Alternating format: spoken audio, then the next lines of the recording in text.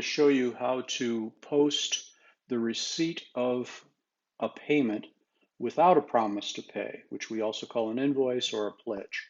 So we're doing this where money effectively is deposited into our account perhaps, or comes through a credit card payment platform from a donation platform, or somebody walks in the door and gives you a check.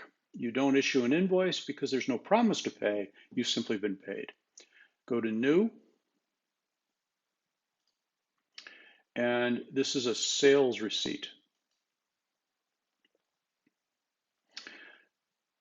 Customer, this could say donor in your system. You can either add a new, simply put in the name and click save, add details, and this is a very good idea because you can put in their email address so that you can email them the receipt. You can also fill out a bunch of other information about them, and it gives you one very good place to keep all of your information about your donors. I'm going to select Mr. Bob Smith because we created him earlier. Here's the date, payment method. Fill in as many of these as you possibly can of this information because it will come in handy at some point. And what traditionally happens is people say, oh, I don't need to fill this out, I'll just do it fast. They do, and then 6 months later, somebody like me is trying to analyze your account and I've got no information to go on. Notice I put it to undeposited funds. That's important. Please don't put it to the bank account. This is just a step-by-step process. This is the best way to do it. It's consistent. You can always take shortcuts, but you have to really know what you're doing. Simply put in the product or service. I'm going to put in a donation, and I'm going to write thank you for your kind donation, and then I'm going to make it 999.99 because that's very easy for me to track and follow.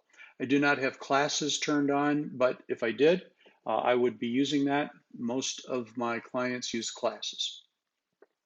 I'm going to say save and send, which means it will theoretically send Bob a receipt.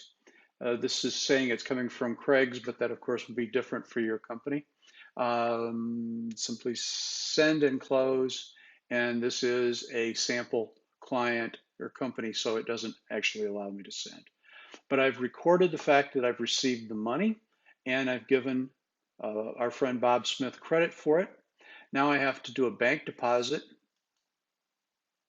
because that's been sitting in a drawer all morning waiting for me to take it over to the bank. As it happens, this is the only one that I have deposit, 99.99. And do not use this area. You can use this area, obviously, but it's a bad idea. Always go through the steps in the process. So now we're recording the fact that you're going to make out a deposit slip for the bank for 999.99.